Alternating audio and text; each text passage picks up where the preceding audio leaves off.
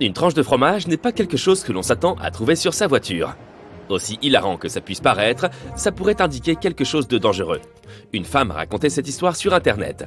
Au début, elle pensait simplement qu'un gamin lui avait fait une farce. Elle a décidé d'appeler une amie pour lui demander de l'aider à nettoyer sa voiture. Mais lorsqu'elles ont commencé à retirer le fromage, elles ont remarqué quelque chose d'étrange 2 places de stationnement plus loin. Elles se souviennent avoir vu arriver une camionnette blanche. À l'intérieur, des hommes les regardaient fixement. Comme elles n'étaient pas seules, elles ont décidé de finir de nettoyer. Même si elles ne se sentaient pas à l'aise à l'idée d'être observées. Il leur a fallu près d'1 heure pour gratter tout le fromage qui avait déjà fondu sous la chaleur du soleil. Elle se demanda cependant s'il ne s'agissait pas d'une tactique pour détrousser les gens.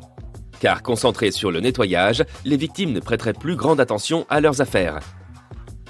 Ou pire encore, il pourrait s'agir d'une stratégie de kidnapping. Personne n'aurait le temps de remarquer les criminels à temps pour se protéger. Elle poursuit en donnant ce conseil. Si vous voyez un jour un morceau de fromage sur votre voiture, ne le touchez pas. Le plus sûr est de le nettoyer une fois rentré. Ou d'amener votre véhicule à la station de lavage la plus proche. Le personnel saura comment s'en occuper sans abîmer la peinture. Il se peut que la tranche de fromage ne soit là que par coïncidence. Mais certains escrocs sont extrêmement inventifs. Si tu remarques un vêtement sur ton pare-brise ou entre tes essuie-glaces, ne te dépêche pas de l'enlever. Là encore, il peut avoir été placé stratégiquement pour te distraire pendant qu'on te vole ta voiture. La meilleure solution est de partir aussi vite que possible et de te rendre dans un endroit sûr, bien éclairé et fréquenté. Tu pourras alors retirer en toute sécurité tous les objets placés sur ta voiture. Certaines personnes ont même trouvé de l'argent sous leurs essuie-glaces. On l'aura probablement mis là dans le même but. Voici une méthode que certains n'hésitent pas à employer pour éviter qu'on leur vole leur voiture. Lorsque tu es garé, tourne tes roues vers le trottoir. En effet, si les roues de ta voiture sont dans cette position, les voleurs auront plus de mal à manœuvrer. Et il leur faudra donc plus de temps et d'énergie pour s'en aller. Du coup, il y a moins de chances qu'ils la prennent pour cible. Une autre femme s'est souvenue avoir trouvé une serviette en papier sous la poignée de sa portière. Mais elle n'y a pas prêté attention. Elle l'a enlevée et a continué sa journée. Cependant, quelques heures plus tard, elle s'est retrouvée à l'hôpital, se plaignant de douleurs à la main et d'essoufflement. Les médecins ont découvert qu'elle avait été empoisonnée par une substance inconnue. Hélas, les escroqueries sont de plus en plus fréquentes de nos jours. Et celles en ligne arrivent en tête de liste. Tu peux faire l'objet d'une escroquerie par hameçonnage, par exemple lorsque tu reçois un email d'une personne que tu crois connaître. Il peut s'agir de ton comptable, d'un collègue ou d'un commerce où tu fais souvent tes courses. Mais si tu fais bien attention à l'adresse mail, tu remarqueras facilement que quelque chose ne va pas. Il peut s'agir d'une lettre modifiée ou d'un nom mal orthographié. On te demandera diverses choses dans ce type d'email. Il peut s'agir d'informations privées, une adresse ou un mot de passe, ou même une demande de paiement. D'autres te proposeront des coupons ou des cartes cadeaux. Si tu cliques sur un lien, ton ordinateur pourra être infecté. Il s'agit de l'arnaque en ligne la plus courante de nos jours. Les autorités affirment que plus de 114 700 personnes en ont été victimes en 2019. Leurs pertes ont été estimées à environ 57,8 millions de dollars. Ensuite, il y a les faux sites d'achat. Pour t'assurer que tu es toujours sur le bon, vérifie bien l'URL. Si l'adresse du site web est légèrement différente, tu n'es sans doute pas au bon endroit et tu es probablement sur le point de te faire arnaquer. Tu peux acheter quelque chose sur ces sites, mais il y a de fortes chances que tu ne reçoives rien du tout ou dans le meilleur des cas, un faux article. Tu as déjà entendu parler de form jacking? Cela se produit lorsqu'un commerce s'est fait pirater. Une fois que tu as fini d'ajouter tous tes articles dans ton panier, tu es redirigé vers une page frauduleuse. L'escroc a alors accès à tes informations de paiement, comme ton nom, ton adresse et les infos de ta carte de crédit. Pour plus de sécurité, il convient de vérifier l'URL de la page de paiement avant de saisir toute information sensible.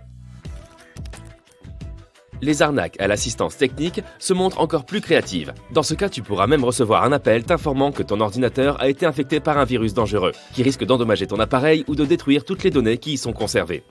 L'escroc peut alors te demander de télécharger une application qui lui permettra d'accéder à ton ordinateur, même s'il se trouve à l'autre bout du monde. Il installera ensuite un vrai virus sur ton PC pour te convaincre. Cela lui permettra de faire croire qu'il y a effectivement un problème. L'étape suivante et finale, demander une somme d'argent pour réparer le problème.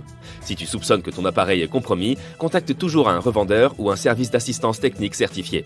Ce type d'entreprise ne te contactera jamais à l'improviste. Ce type d'escroquerie repose sur nos émotions et cible en général les personnes les plus âgées. C'est pourquoi on la surnomme l'arnaque pour grands-parents. La personne recevra un appel de quelqu'un qui prétendra être un de ses petits-enfants ou un autre membre de sa famille en détresse. L'escroc lui demandera ensuite de l'argent pour diverses raisons. Par exemple, pour sortir de prison, quitter un pays étranger ou payer une facture d'hôpital. Les escroqueries de personnes âgées sont de plus en plus nombreuses. En 2017, les pertes liées à ces escroqueries se sont élevées à 26 millions de dollars. En 2018, elles ont presque doublé, atteignant 41 millions de dollars. Si tu te trouves dans une situation similaire, essaie de ne pas agir immédiatement. Demande à la personne des informations qui pourraient t'aider à confirmer son identité. Il peut également être judicieux de s'informer auprès d'un autre membre de sa famille avant d'envoyer de l'argent à un inconnu. L'arnaque par Google Voice est aussi facile qu'efficace. Pour les escrocs, bien sûr. Voici comment ça marche. Il se peut que tu aies publié ton numéro de téléphone sur un site pour diverses raisons. Tu cherches peut-être à vendre quelque chose ou à offrir un service. Les escrocs s'empareront de cette information et t'appelleront pour vérifier si tu n'es pas toi-même un escroc. C'est de la psychologie inversée. Ils te demanderont de leur transmettre un code de vérification Google. En réalité, un compte Google Voice sera créé à ton nom. Les escrocs pourront ainsi arnaquer d'autres personnes en se faisant passer pour toi. Ils utiliseront simplement ton nouveau compte.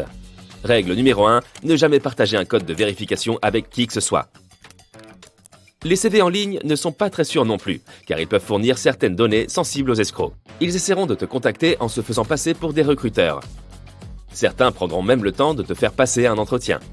La plupart prétendront proposer des postes bien rémunérés que tu trouveras sans aucun doute intéressants. Mais le hic, c'est qu'avant de te présenter les documents d'embauche, on te demandera de l'argent pour des frais de participation ou même pour l'installation de ton futur bureau à domicile. Pour être sûr de toujours être en sécurité, crée une adresse électronique que tu n'utiliseras que pour ta recherche d'emploi. De cette manière, ton adresse mail personnelle ne sera pas répertoriée et tu seras à l'abri de ce genre d'escroquerie. Demande toujours aux recruteurs de confirmer par email les informations qu'ils t'ont communiquées au téléphone. S'il s'agit d'une entreprise que tu connais bien, tu peux aussi contacter leurs ressources humaines afin de vérifier que ce qui t'est demandé est conforme à leur politique de recrutement. Les autocollants sur ta voiture dévoilent beaucoup plus d'informations que tu ne le penses. Celui que tu as fait avec ton chien dessus peut indiquer aux voleurs potentiels que tu aimes les activités de plein air et que tu passes beaucoup de temps loin de ta maison et de ta voiture, qui deviennent alors des cibles parfaites. Ou que tu as suffisamment d'argent pour te payer un beau chien de race. Le fait d'avoir un autocollant indiquant que tu as un bébé à bord pourrait signifier que tu es facilement distrait et toujours très occupé, et qu'il est donc facile de voler ta voiture. Et ces autocollants que tu ramènes de vacances peuvent indiquer que tu t'absentes parfois pendant 1 ou 2 mois, ou que tu as l'habitude de voyager assez loin. Si tu es fier de tes activités, évite de le faire savoir avec des autocollants, car cela pourrait donner des idées à certaines personnes. Par exemple, le nom de ton université ou l'endroit où tu joues au golf le week-end. Même chose concernant ta profession. Les voleurs en déduiront qu'ils trouveront facilement des objets de valeur en ouvrant ta voiture. C'est en fait une idée de ton salaire mensuel. Et certains autocollants peuvent également les renseigner sur le quartier où tu habites et où tu travailles, ce qu'il est généralement préférable de garder pour soi. Plus ta voiture est personnalisée, plus on se souviendra de toi. Et si un jour tu as un problème avec quelqu'un au milieu de la circulation, la personne sera plus susceptible de te signaler aux autorités si tu as une plaque d'immatriculation originale, si ta voiture est d'une couleur inhabituelle ou s'il y a beaucoup d'autocollants sur ta carrosserie. Si tu n'as pas l'intention de garder ta voiture pour toujours, veille bien à ce qu'elle reste en bon état pour le jour où tu décideras de la revendre. Un grand nombre d'autocollants pourrait rebuter les acheteurs. Et puis c'est un véritable casse-tête de nettoyer tout ça. Il laisse énormément de résidus sur la carrosserie, dont la peinture risque de s'abîmer. En revanche, un autocollant signalant que tu as installé une alarme ou un traceur GPS éloignera efficacement les personnes mal intentionnées. Tu ne dois jamais laisser tes appareils électroniques dans ta voiture pendant de longues périodes. Tout d'abord, ils peuvent attirer l'attention des voleurs, sans compter que les températures extrêmes peuvent gravement endommager ton téléphone ou ton chargeur. Tu as toujours ton tube de crème solaire à portée de main ? Souviens-toi seulement de ne pas l'oublier dans ta voiture. Exposé au soleil, ce type de crème perd rapidement son efficacité car la chaleur désactive rapidement ses propriétés. Les spécialistes recommandent de conserver la crème solaire à des températures inférieures à 25 degrés Celsius. Il vaut mieux aussi garder tes lunettes à l'abri des rayons du soleil. Mets-les dans ta boîte à gants ou dans ta poche quand tu descends de ta voiture. La lumière directe peut endommager leurs verres et leurs montures de métal ou de plastique. Elles se déformeront et ne protégeront plus tes yeux. Si tu as déjà acheté de la laque pour cheveux, de la peinture en bombe ou du déodorant en spray, tu connais certainement les recommandations de température de conservation que l'on trouve imprimées sur ces produits. Il ne faut jamais les exposer à des températures extrêmes. Les gaz à l'intérieur peuvent rapidement se dilater et faire exploser les récipients, sans compter que leur contenu est souvent inflammable. Veille aussi à ne pas laisser des bouteilles d'eau dans ton véhicule. Si tu les oublies au soleil trop longtemps, tu risques d'ingérer des substances nocives comme du BPA, un composé utilisé dans la fabrication de divers plastiques. Ces substances peuvent se mélanger à l'eau au bout d'un certain temps. C'est pourquoi il y a toujours une date d'expiration sur ces bouteilles. Ce n'est pas parce que l'eau se gâte, c'est la date limite à laquelle elle peut être consommée avant d'être contaminée par les composés chimiques contenus dans le plastique. De plus, si tu laisses une bouteille d'eau sur le siège d'une voiture en plein soleil, elle pourrait agir comme une loupe et mettre le feu dans ton habitacle. Si tu veux pouvoir profiter de tes provisions en toute sécurité, ne les expose jamais à des températures élevées. Lorsque tu fais tes courses, ne laisse pas tes produits périssables dans un lieu où il fait plus de 4 degrés Celsius pendant plus de 2 heures. Et seulement 1 heure si la température est supérieure à 32 degrés Celsius. Le mieux est d'acheter les viandes et les produits laitiers en dernier. Après ça, tu peux rentrer rapidement chez toi et les mettre au frais. Même pendant la saison froide, tu ne dois jamais laisser tes boissons sans surveillance dans ta voiture. L'eau, les jus et les boissons gazeuses peuvent, en gelant, gagner un volume dans leur récipient et provoquer de gros dégâts. Je sais qu'il est bien plus facile de fourrer tout simplement tes vêtements dans un sac en sortant du sauna ou de la piscine. Veille seulement à ne pas les laisser trop longtemps dans ta voiture. Les tissus peuvent très vite moisir et des bactéries pourraient contaminer ton véhicule. Et puis, ils seront fichus. Accroche-les pour qu'ils sèchent dès que tu arrives chez toi, cela leur évitera de s'abîmer. Moi aussi, je me soucie toujours d'avoir une haleine fraîche, surtout quand j'ai fait un peu de route. Mais j'évite d'acheter des paquets de chewing-gum, car ils peuvent fondre et coller à mes affaires et à mon tableau de bord, surtout lorsqu'il fait une chaleur torride dehors. Ce n'est pas non plus une bonne idée en hiver, car ils peuvent geler et durcir, ce qui pourrait endommager tes jolies dents. Mieux vaut opter pour des pastilles mentholées si tu veux être sûr de garder une haleine fraîche. Tu ne dois surtout pas laisser ton sac à main sans surveillance dans ta voiture. Nous rangeons souvent nos objets de valeur dans notre sac, nos clés par exemple ou notre portefeuille, et c'est une chose que les voleurs repèrent tout de suite. Si tu ne peux pas le prendre chez toi, range-le plutôt dans ton coffre, et personne n'en saura rien. Ta voiture n'est pas non plus un endroit sûr pour tes documents officiels. Détruis-les si tu n'en as plus besoin ou dépêche-toi de les poster. Si quelqu'un force ta voiture, tes contrats et tes fiches d'impôt pourraient leur donner accès à des informations très sensibles. Les gens laissent même souvent leurs documents sur le siège passager, où ils sont bien visibles pour les curieux. Les crayons gras sont super pendant les longs voyages pour divertir les enfants, mais il vaut mieux les emporter ou les placer dans une boîte hermétique dès que tu arrives à destination. Ce genre de crayon fond facilement et peut faire des taches sur tes sièges. Prépare toujours ton voyage à l'avance si tu as l'intention d'acheter des plantes d'intérieur. Si tu sais que tu ne rentreras pas chez toi tout de suite après, assure-toi d'acheter des plantes robustes. Même des températures douces de 7 à 10 degrés Celsius pourront les abîmer en moins d'1 heure si elles sont délicates. Et si les feuilles sont en contact avec les vitres, les dégâts seront encore plus importants. S'il s'agit d'une grande plante, ne la transporte pas dans ton coffre et ne laisse pas son feuillage dépasser la vitre. Et s'il fait vraiment froid dehors, assure-toi de réchauffer ton véhicule avant d'y placer tes plantes. Conduis toujours avec des chaussures, même sur une courte distance ou s'il fait très chaud. Si tu dois freiner rapidement, ton pied nu pourrait glisser de la pédale et tu t'exposerais à un accident. Et si tu devais sortir en urgence de ta voiture, tu pourrais te blesser ou perdre un temps précieux en remettant tes chaussures. Si tu transportes ton vélo ou ta trottinette sur ta voiture, fais bien attention à leurs pneus et n'oublie jamais d'emporter une pompe et des rustines. Ce sont aussi des choses qu'il ne faut jamais laisser au soleil quand il fait chaud. En effet, l'été, l'air à l'intérieur des pneus peut se dilater et ils peuvent éclater. Les températures élevées sont mauvaises pour le caoutchouc. Et tu pourrais te retrouver avec un pneu crevé en plein milieu de ta promenade à bicyclette. Le danger peut se trouver partout. Les escrocs ont des techniques de plus en plus sophistiquées pour s'approcher de toi et t'arnaquer. Ils utilisent des objets variés, comme des enveloppes dans les voitures ou toutes sortes de trucs bizarres sur les capots, afin de cibler tout le monde, peu importe l'âge et l'origine. On va voir comment reconnaître les signaux d'alerte et ce qu'il faut faire dans ces situations. Il est tard. Tu gares ta voiture dans le parking du supermarché. Tu la fermes et tu pars faire tes courses. À ton retour, tu remarques que quelqu'un a enroulé un t-shirt autour de tes essuie-glaces. Dans ce cas, ne prends pas le temps d'enlever le t-shirt de ton essuie-glace. Au lieu de ça, installe-toi rapidement dans ta voiture et démarre. Cherche un endroit bien éclairé, si possible assez fréquenté, et là tu peux enlever le t-shirt. Il s'agit d'une escroquerie relativement récente utilisée par les criminels pour distraire les conducteurs seuls. En voyant le t-shirt ou le bout de tissu, tu prends normalement le temps de l'enlever. Pendant que tu fais ça, ils peuvent t'agresser, et qui sait ce qui se passerait ensuite. Si tu as des sacs de courses dans les mains, il vaut mieux ne pas les mettre dans le coffre. Tu te retrouves dans une position vulnérable et tu as tendance à être plus lent. Mieux vaut tout balancer à l'arrière et ranger lorsque tu es en sécurité. Encore plus angoissant, le coût de l'enveloppe. Imagine que tu retournes à ta voiture et tu trouves une enveloppe à l'intérieur. Tu es certain d'avoir tout fermé en partant, donc quelqu'un a réussi à entrer. Tout d'abord, premier réflexe de sécurité, prendre la voiture et s'en aller immédiatement. Ensuite, mieux vaut jeter l'enveloppe sans même l'ouvrir. On ne sait pas ce qu'il peut y avoir à l'intérieur. Mais imaginons que tu sois trop curieux et que tu l'ouvres. Il se peut que tu y trouves un message du genre « Madame, Monsieur, nous avons testé la sécurité de votre voiture et les résultats sont décevants. Comme vous pouvez le voir, nous l'avons ouverte.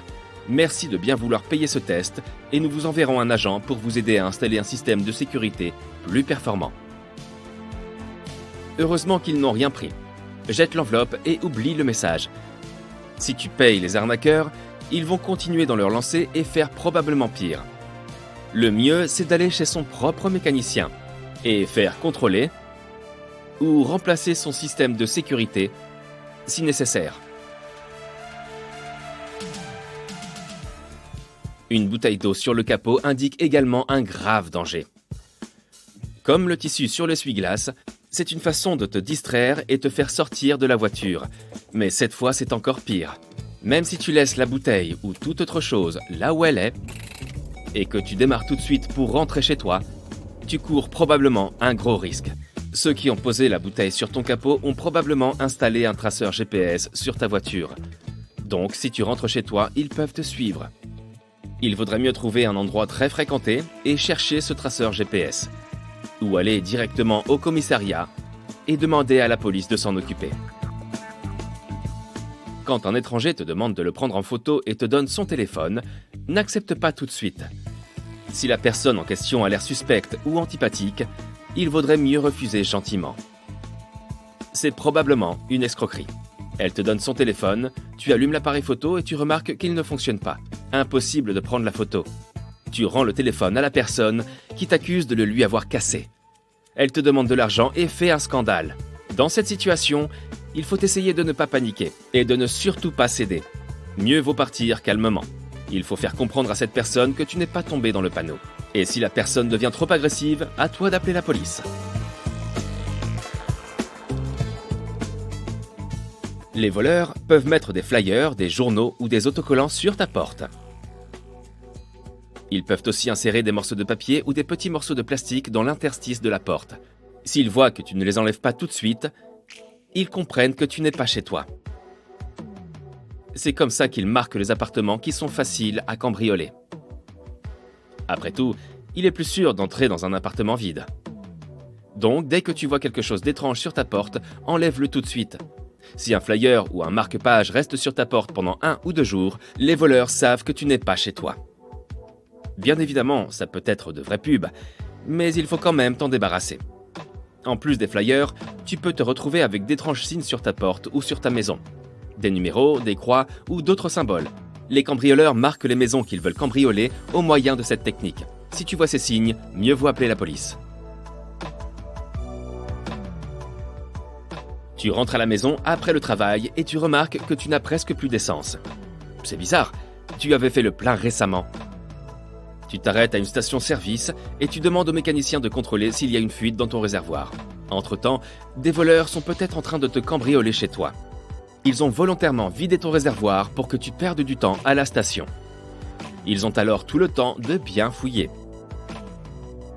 Si tu es certain d'avoir fait le plein récemment et qu'on t'a siphonné ton essence, Il vaudrait mieux appeler tes voisins et leur demander de contrôler ton chez-toi. Les cambrioleurs sont aussi capables de mettre en scène un accident pour te faire sortir de chez toi. Méfie-toi. S'il y a réellement un accident, appelle les pompiers. Méfie-toi aussi des appels téléphoniques répétés où l'interlocuteur ne parle pas. S'ils t'appellent souvent, c'est peut-être qu'ils t'ont à l'œil pour un éventuel cambriolage et ils veulent savoir si tu es chez toi. Assure-toi toujours que le compteur du taxi fonctionne quand tu en prends un. Si tu t'assois et que le chauffeur te dit que le compteur ne marche pas, mieux vaut sortir et prendre un autre taxi. Le chauffeur pourrait te demander bien plus que le tarif normal sans compteur, surtout si tu n'es pas du coin. Ta voiture s'arrête en pleine route. Tu appelles donc une dépanneuse. 5 minutes plus tard, un camion passe et te propose de l'aide. Il vaut mieux décliner poliment. Oui, tu vas devoir attendre plus longtemps, mais tu ne vas pas devoir payer plus cher. Il existe des sociétés qui profitent des pauvres conducteurs en difficulté perdus au milieu de nulle part. Cet aimable inconnu va probablement garder ta voiture en otage jusqu'à ce que tu payes le double du tarif normal.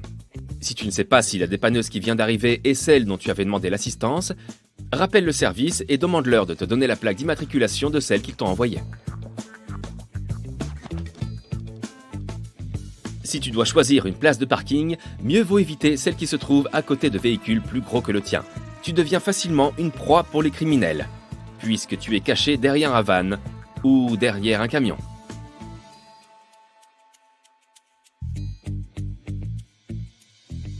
Quand quelqu'un t'appelle de la part de ta banque, sache qu'aucun employé ne te demanderait jamais ton numéro de compte, ton code PIN ou le code OTP que tu reçois sur ton téléphone. Si on te demande ça, raccroche et appelle ta banque par toi-même. Utilise le numéro qu'il y a sur leur site.